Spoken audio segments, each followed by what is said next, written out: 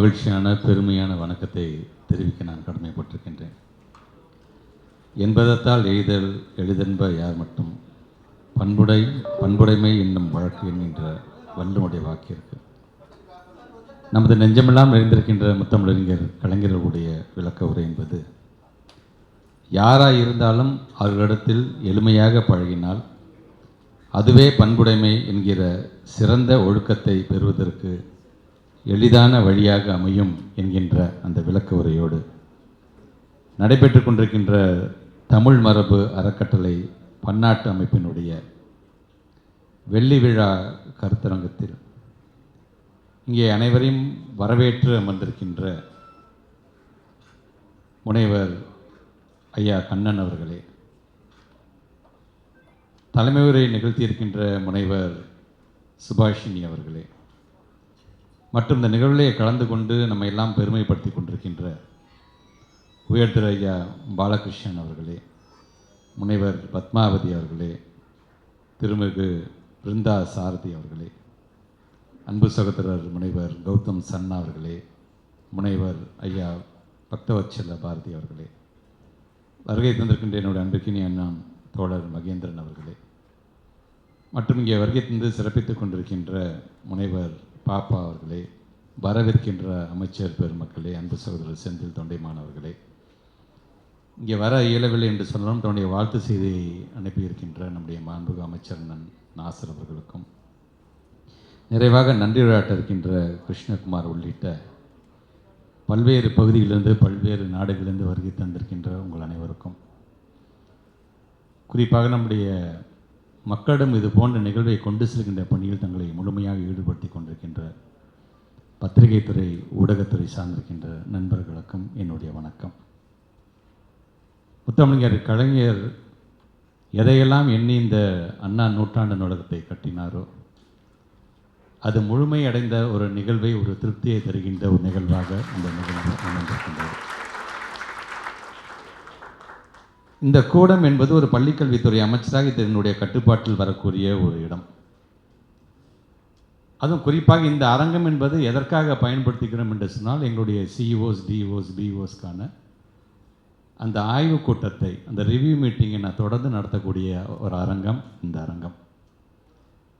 கிட்டத்தட்ட இதுவும் அது போன்று தான், ஒரு ஆய்வு சார்ந்த ஒரு ரிவ்யூ மீட்டிங் மாதிரியாகத்தான் இதை நான் பார்க்கின்றேன்.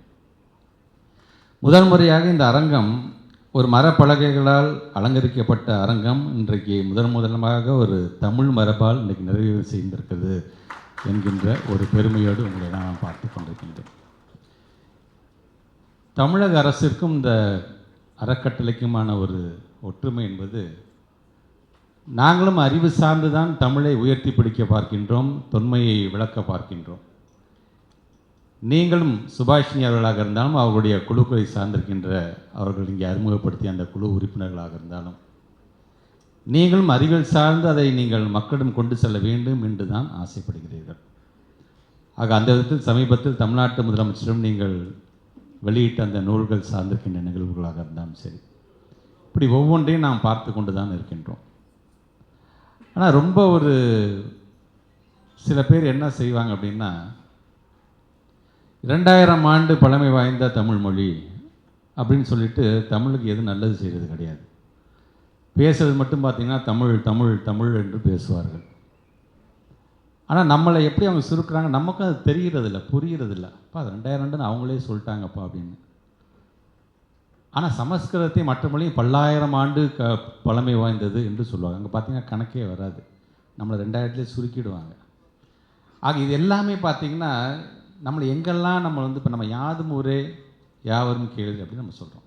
பிறப்புக்கும் எல்லா உயிருக்கும், இதெல்லாம் தமிழ் நமக்கு கற்றுக் கொடுத்தது, நமக்கு சொல்லி தந்தது. அதை உயர்த்தி பிடிக்கும் பொழுது அப்பா கீழடின்னு ஒன்று வந்துருச்சுப்பா, நமக்கு ரொம்ப சந்தோஷமாக இருப்பாய். தொடர்ந்து ஆய்வுகள் செய்கிறோம். அப்பா 5300 ஆண்டுக்கு முன்னாடியே தமிழை இரும்ப பயன்படுத்தியிருக்கிறான்ப்பா. சொல்கிறது நாம் கிடையாது, தமிழ்நாட்டை சார்ந்திருக்கின்ற இங்கே இருக்க ரிசர்ச் லேப் எதுவுமே இதை சொல்லலை. ஒன்று அகமதாபாத்தை சார்ந்திருக்கின்ற ஒரு ரிசர்ச் லேப் சொல்லுது, இல்லை பூனேவை சார்ந்திருக்கின்ற ஒரு ரிசர்ச் லேப் சொல்லுது. இதுக்கெல்லாம் ப்ரீமியமாக இருக்கக்கூடிய ஃப்ளாரிடாவை சார்ந்திருக்கின்ற ஒரு லேப் நமக்கு சொல்லுது. எல்லா இடத்துலையும் பிஜேபி ஆட்சி தான் இருக்குது, அங்கே மட்டும்தான் அது கிடையாது ஃப்ளாரிடாவில்.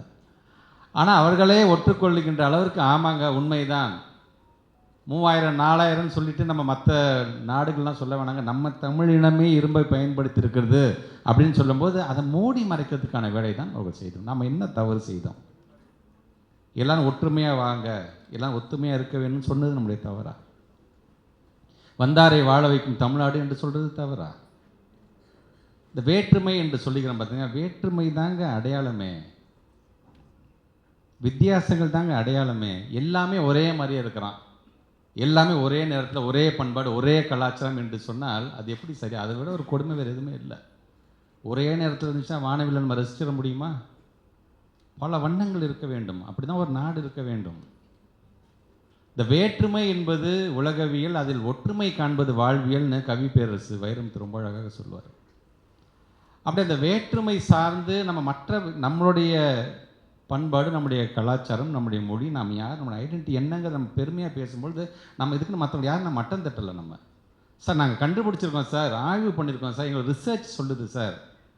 ஏன் நம்முடைய தமிழ் மண், நம்முடைய தமிழ்நாடு நமக்கு தந்த சார் ஜான் மார்ஷல் தான் இங்கே அமர்ந்திருக்கின்ற நம்முடைய பாலகிருஷ்ணன் சார். அவர் உலக நாட்டுக்கு கொடுத்துற இங்கிலாந்து நாட்டுக்கு அது, ஆனால் நமக்கு இவர் தான் நமக்கு மார்ஷல். ஆக இன்றைக்கு அந்த சிந்துவெளி என்று நம்ம கொண்டு போகிறோம் பார்த்தீங்களா, இதெல்லாம் நம்ம பெருமை சார் நாங்கள் கண்டுபிடிச்சோம் சார் அப்படின்னு நம்ம பெருமையாக சொல்கிறோம். நான் மார்க் வாங்கிட்டேன், 100க்கு 100 வாங்கிட்டேன், ஒரு பையன் மாணவன் ஓடி வரானா அதெல்லாம் ஒத்துக்க முடியாது போ அப்படின்னு சொன்னால் எப்படி இருக்கும் அந்த மாணவனுக்கு? அந்த மாதிரி இன்றைக்கி நம்ம எப்படியெல்லாம் நம்ம மூடி மறைக்கிறார்கள் அப்படிங்கிறதான் இன்றைக்கி எப்படி அழகாக இந்த சுபாஷினி அவர்களுடைய இந்த ட்ராவல் பார்த்தீங்கன்னா 2001லேருந்து அவங்க பார்க்கும் பொழுது நான் அவங்களை பார்க்குறேன். ஆல்மோஸ்ட் அவங்க இளமை காலம் முழுவதும் பார்த்தீங்கன்னா இதுலேயே அவங்க செலவழித்து முடிச்சிட்டாங்க இன்றைக்கி. ஆக கிட்டத்தட்ட அதுலேருந்து நமக்கு ஏதாச்சும் இன்றைக்கி வந்த பெரியவர்கள்லாம் பார்க்குறேன். 93 வயசு பெரியவர், ஒரு உடல்நலம் சரியில்லாத ஒரு நிலை. நான் ஒன்று சொல்கிறேன், இன்றைக்கி பெரியவர்களாக நடக்க முடியாமல் நடக்குது. ஏன் கண்ணன் சரி நல்லா பேசிட்டு வரும்போது இதை பிடிச்சி தான் நடந்தே வராது. ஆக ஆல்மோஸ்ட் பார்த்தீங்கன்னா எல்லாருமே தமிழுக்காக நீங்கள் ஒன்றே ஒன்று உங்கள்கிட்ட நான் சொல்கிறேன், நீங்கள் தள்ளாடலாம், ஆனால் தமிழ் என்றைக்குமே தள்ளாடாது. அடுத்த ஜென்ரேஷன் நாங்கள் வந்துட்டோம். உங்களுடைய உழைப்பை உயர்த்தி பிடிப்பதற்கு இன்றைக்கு அடுத்த தலைமுறைகளாக இன்றைக்கு நாங்கள்லாம் வந்துட்டோம். அதெல்லாம் நீங்கள் கவலைப்படணும். ஐயோ நம்ம செஞ்ச உழைப்பெல்லாம் வீணாக போயிடுமே நினைக்காதீங்க. இதை தூக்கிட்டு ஆளாக நிற்கிறது இந்த பள்ளிக்கல்வித்துறை அமைச்சராக தான் இருக்கேன் நான். ஆக ஒரு துறையினுடைய அமைச்சராக இன்றைக்கு நான் பல்வேறு நிகழ்வுகள் நம்முடைய தமிழ்நாட்டு முதலமைச்சருடைய வழிகாட்டுதலின்படி துணை முதலமைச்சருடைய வாழ்த்துக்கள் நம்ம நிறையா செய்யலாம். ஆனால் இது போன்ற ஒரு நிகழ்வில் கலந்து கொள்ளும் பொழுது தான் ஒரு துறையினுடைய அமைச்சராக இன்னும் ஒரு மகுடம் சூட்டுவதை போன்ற ஒரு உணர்வை நான் இன்றைக்கு வந்து கொண்டிருக்கின்றேன். சொன்னாங்க பார்த்தீங்கன்னா கண்ணன் சார் பேசும்போது பல பேர்களுக்கு இன்றைக்கி உழைக்கிறாங்க, அவங்களுக்கு இதெல்லாம் ஒரு பிரோஜனமும் கிடையாது. ஆனால் எங்களுக்கு ஒரு வலதுகாரமாக எங்களுக்கு ஒரு சப்போர்ட்டாக இருக்காங்க பார்த்தா இது எல்லா இடத்துலையும் கிடச்சிடாது. இன்றைக்கி எல்லாருமே படிக்கணும், மாணவ செல்வங்கள் படிக்கணும், கல்லூரி முடிச்சதுக்கப்புறம் நல்ல வேலைக்கு போகணும், குடும்பத்தை பார்த்து நாம் சந்தோஷமாக இருக்கணும். இருங்கள், நான் இல்லை என்று சொல்லவில்லை. அதே நேரத்தில் நம்முடைய ஐடென்டிட்டி நம்ம தொலைச்சிடக்கூடாது. ஒவ்வொரு கூட்டத்தையும் சொல்கிறோம்னா Tamil is for our identity, English is for opportunity என்று நாங்கள் சொல்லிக்கிறோம். ஸோ இப்படி முதல்ல நம்முடைய தமிழினம் சார்ந்து நாம் யார் என்பதை நாம் உணர வேண்டும். இப்போ சுபாஷினிக்கு என்ன வயசுன்னு தெரியாது. ஆனால் நான் சொல்லுவேன் 1999 தான் அவங்க பிறந்திருக்காங்கன்னு நான் சொல்லுவேன். ஏன்னா 1999 நான் தமிழ் படிக்கவே ஆரம்பித்தேன் என்று சொன்னார்கள். இப்போ 99 பிறந்த ஒரு குழந்தை தான் இன்றைக்கி பேத்திங்கிற அளவுக்கு நீங்கள் கொண்டு போயிட்டீங்க நீங்கள். பட் இன்றைக்கு இது ஒட்டுமொத்தமாக இந்த ஆய்வு சார்ந்து ஒரு தமிழ்நாட்டுடைய முதலமைச்சர் எப்படிலாம் நாம் தமிழை நீங்கள் உயர்த்தி பிடிக்கேன். மொத்தம் கலைஞர் என்ன பண்ணார், குமரியில் நீங்கள் பெரிய வள்ளுவன் சிலையை வச்சு அப்பா பண்பாடு கலாச்சாரம்னா அது எங்களுடைய தமிழ்நாட்டிலேருந்து தான் தென் பகுதியிலேருந்து தான் ஆரம்பிக்குன்னு சொல்லி ஒரு மிகப்பெரிய சிலையை நாங்கள் வச்சுட்டோம். அப்போ நாங்கள் அதில் இன்றைக்கு அதுக்கு அடுத்த கட்டமாக இன்றைக்கி தமிழ்நாட்டின் முதலமைச்சர் என்ன பண்ண, அரசாங்கம் வந்துச்சு, கைக்கு ஒரு பொறுப்பு வந்து சரி நாம் தமிழை எப்படி உயர்த்தி பிடிக்கலாம். சும்மா குண்டு சட்டிலே குதிரை ஓட்டி இருந்தால் போதுமா, நம்முடைய தமிழை எப்படி மற்றவங்களை எடுத்து சொல்ல போகணும், எப்படி கடத்த போகின்றோம் நம்முடைய பெருமைகளை. வெறும் சென்னையில் மட்டும் புத்தக திருவிழா நடத்தினா போதுமா, ஒவ்வொரு மாவட்டத்திலும் நடத்துங்க என்று சொன்னார்கள். ஒவ்வொரு மாவட்டத்திலும் நடத்த வேண்டும் என்று சொன்னால் ஒவ்வொரு புத்தக திருவிழா 10 நாட்கள் நடக்கும். கிட்டத்தட்ட 38 மாவட்டங்கள் இருக்கிறதே வருஷத்துக்கு 365 நாள். ஆனால் 380 நாட்களும் அடுத்த ஆண்டுக்கான நாளையும் கடன் வாங்கி இன்றைக்கி நம்ம நடத்துகிறோம் தமிழ்நாடு முழுவதும் என்கின்ற பெருமை நமக்கு உண்டு. சரி, அதோட போதுமா, சென்னை இன்டர்நேஷ்னல் புக் ஃபேர் பன்னாட்டு திருவிழாவை நடத்துங்க. உலகத்தில் இருக்கின்ற நாடுகள்லாம் இங்கே அழைச்சிட்டு வாங்க, நம்முடைய தமிழ் மொழியை சிறப்புகள் எடுத்து சொல்லுங்கள். அது அவங்க அதை எடுத்துகிட்டு போய் மொழிபெயர்த்துட்டு அவங்களோட நாட்டில் போய் சொல்லட்டும். நல்ல கருத்துக்கள் இருந்துச்சுன்னா பாராட்டுகிறார்கள் சொன்னால் எடுத்துகிட்டு போகட்டுமே. அதே போன்று அவர்களும் நல்ல கருத்துக்களை தருகிறார்கள், முற்போக்கு சிந்தனை சார்ந்த கருத்துக்களை தராங்க, நாமும் எடுத்துக்கொள்ளலாமே. ஸோ இது கிட்டத்தட்ட ஒரு பண்டமாற்று முறை போன்று. ஃபஸ்ட்டு நம்ம சென்னை இன்டர்நேஷ்னல் புக் ஃபேர் நம்ம நடத்தும் போது 24 கண்ட்ரிஸ் கலந்துக்கிட்டாங்க. அதுக்கப்புறம் 40 கண்ட்ரிஸ், இன்றைக்கி 64 கண்ட்ரிஸ். இந்த ஆண்டு அடுத்த ஆண்டு நம்ம ஜனவரி மாதத்தில் நாங்கள் 100 கண்ட்ரிஸ் நாங்கள் எய்ம் பண்ணிட்டுருக்கோம். நம்முடைய தமிழ்நாட்டை நோக்கி அவங்க வராங்க. நம்முடைய திருக்குறளை ஏறத்தாழ இன்றைக்கி ஒரு 45 மொழிகளில் மொழிபெயர்ப்பதற்கு நம்முடைய தமிழ்நாட்டுடைய முதலமைச்சர் 133 லட்சத்தை அதுக்குன்னு ஒதுக்கி செஞ்சுருக்காரு. இப்படி வாய்ப்பு எங்கெல்லாம் கிடைக்கிறதோ அதெல்லாம் நம்ம கொண்டு போய்ட்டுருக்கோம் நம்ம. ஸோ இது எல்லாத்துக்கும் பேஸ் எங்கேருந்து ஆரம்பிக்கிறதுன்னு பார்த்திங்கன்னா மொழியிலேருந்து ஆரம்பிக்கிறது. ஆக இனி நாம் செய்த இந்த காணொலியை பார்க்கும்போது ஒன்றே ஒன்று தான். இனி நம்ம ஊருக்கெலாம் போகும்போது, கோயில் குளம் போகும்போது, நாட்டார் தெய்வங்கள் வழிபாடு செய்யும்போது அந்த பக்கமாக போகும்போது ஏதாச்சும் ஒரு பாறை இருக்குது, அங்கே ஏதாச்சும் ஒரு கிறுக்கல் மாதிரி இருந்தால் கூட இல்லாத அது கிறுக்கல் இல்லடா, அதுதாண்டா என்னோடய தலையெழுத்து, நான் யாருன்னு சொல்லி இந்த தலையெழுத்து அது தாண்டா, இப்போ இன்னும் அதை பார்க்க வேண்டும், அதை புகைப்படம் எடுத்து நம்ம சுபாஷினிக்கு அமுச்சு வைக்கணும் தான் எனக்கு தோணுது. எனக்கு இப்போ நீங்கள் பார்க்கும் பொழுதெல்லாம் சும்மாலாம் நம்ம கடந்து போயிடக்கூடாது. எல்லாரும் கடந்து போனால் சுபாஷினிங்கிற ஒரு மனிதர் மட்டும்தான் நின்று அதை பார்த்தாங்க என்னன்னு. ஸோ இன்றைக்கி அவருக்கு வலு சேர்க்கின்ற விதமாக இன்றைக்கு இந்த அரங்கம் முழுவதும் நாம் அனைவரும் நாம் ஒன்று கூடியிருக்கிறோம். தமிழ்நாட்டு முதலமைச்சர் சொல்வது மாதிரி தான், பழமையை நாங்கள் கொண்டாடுவோம், மறுப்பதில்லை, பழமையை நாங்கள் கொண்டாடுவோம், ஆனால் நாங்கள் பழமைவாதிகள் அல்ல என்று தமிழ்நாட்டு முதலமைச்சர் சொல்ல மாதிரி நமக்கான பண்பாடு கலாச்சாரத்தை நாங்கள் கொண்டாடுவோம், அதில் முற்போக்கு சிந்தனை இருந்தது என்று சொன்னால் நாங்கள் ஏற்றுக்கொள்வோம் என்று அவர் சொல்லுகிறார். ஆக அந்த அளவுக்கு இன்றைக்கு அது வெள்ளி விழாவை கடந்து செல்கிறது. இன்னும் இது 50 ஆண்டுகளை கடந்து செல்ல வேண்டும், 100 ஆண்டுகளை கடந்து செல்ல வேண்டும். அடுத்த மேக்ஸிமம் எவ்வளோ டாக்குமெண்ட் பண்ண முடியுமோ டாக்குமெண்ட் பண்ணிக்கிட்டே இருங்க. அதுலேருந்து நமக்கு ஏதாச்சும் கண்டிப்பாக ஒரு நன்றாக கிடைக்கும் என்கின்ற விதத்தில் தான். ஆக அந்த விதத்தில் தான் இன்றைக்கி சுபாஷினி சொன்னாங்க, எங்கள் அம்மா கூட சித்த மருத்துவர் என்று கூட சொன்னாங்க. சித்த மருத்துவோட பேத்தியாக நீங்களும் கிட்டத்தட்ட இது ஒரு வகையான சித்த மருத்துவம் தான். எல்லா மூலிகையும் சேர்த்து வைக்கிறீங்க, நாளைக்கு அது எவ்வளோ பெரிய மருந்தாக கூட வரும்.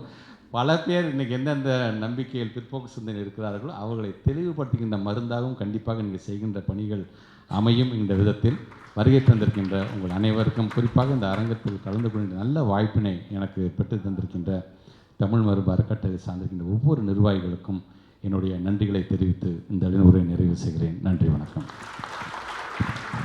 மாண்புமிகு அமைச்சர் அவர்கள்